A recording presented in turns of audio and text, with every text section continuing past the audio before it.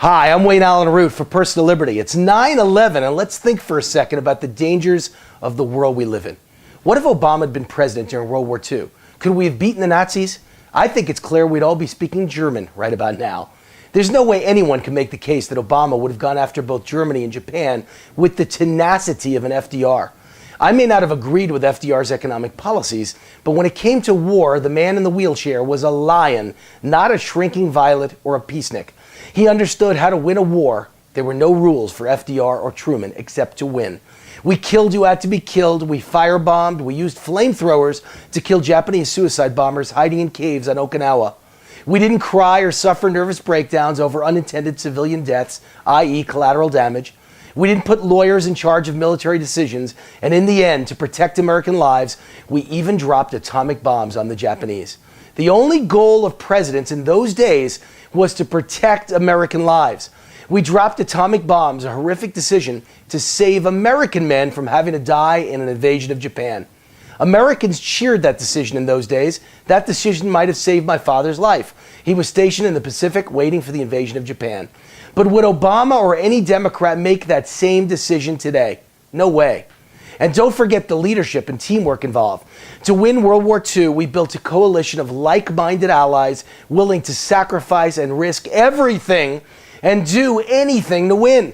Not a coalition of lawyers and pacifists, but a coalition willing to kill evil people. We even teamed with Stalin to defeat the Nazis. It was do or die. That's the way we used to fight wars. None of that could happen today under Obama. He just doesn't have it. Killer instinct. He can't even take off a round of golf. He plays golf while ISIS kills thousands per day. He plays golf after announcing beheadings of Americans. He goes to sleepy sleep while our embassy in Libya is under vicious terrorist attack. He goes to fundraisers in Vegas hours after a national tragedy, 4 dead heroes in Benghazi. He goes to White House film festivals while Russia attacks Ukraine. He goes on vacations while the world, the Middle East, and Ferguson, Missouri burns.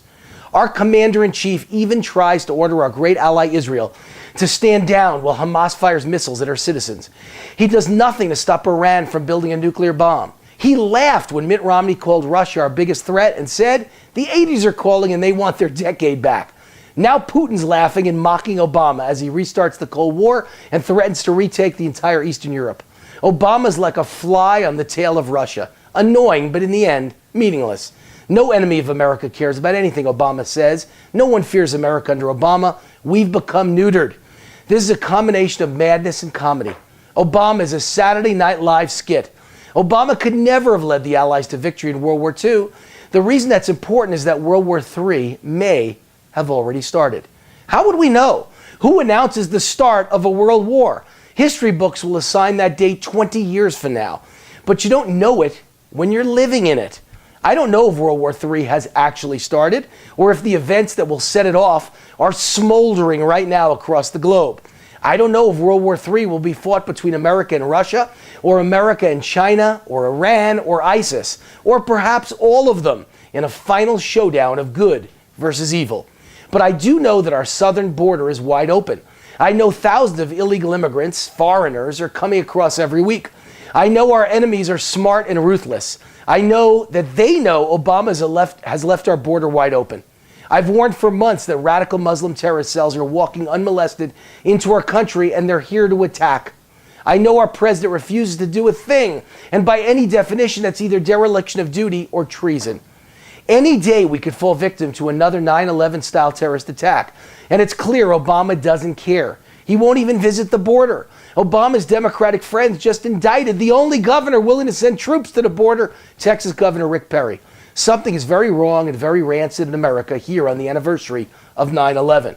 It's clear that Obama could never have beaten Hitler, and he won't beat Putin or ISIS either. Our enemies know this too. Here's what anyone who isn't blind, deaf, or dumb can see and feel in their heart and their gut. I know that Israel is in grave jeopardy with Obama in charge. I know Eastern Europe is in grave danger with Obama in charge. I know Putin is making plans to further test our will at this moment, because bullies are always emboldened by weakness.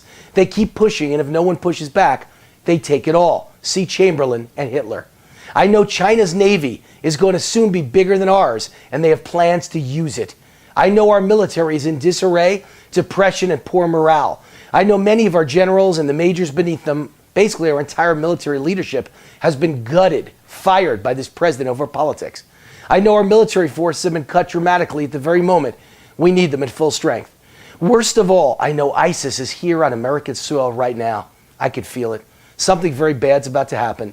Anyone can see that. Houston, we have a problem, a big problem. His name is Obama. This isn't a joke. This is our country, our children's future, and our lives on the line, and it's not looking good. If I was betting in Vegas on the survival of America, I think I'd have to bet the under. Whether what walks over our wide open border leads to poverty and bankruptcy of America, or a devastating Ebola pandemic, or a massive 9/11-like terrorist attack, it could even happen today on the anniversary. Whether World War III may have already started with Russia or ISIS or China, or all of the above, plotting to destroy America, or whether we are days away from the attack that sets it all in motion, it doesn't really matter. It's clear we're headed for very bad times that will test our will, that will threaten our lives, and leave our children's future in doubt. We have decisions to make if we want America to survive. We have to decide if our president is incompetent or mentally ill, or if he's delusional and really believes all the answers to the many crises facing America are found on a golf course or at a Democratic fundraiser, or whether this is treason. Republican leaders are going to have to do more than talk or whisper in the halls of Congress. Someone's going to have to take action to remove our president of his command, because I know we aren't going to make it with Obama in charge for 2 more years. I'm Wayne Allyn Root for Personal Liberty. See you next week. God bless America.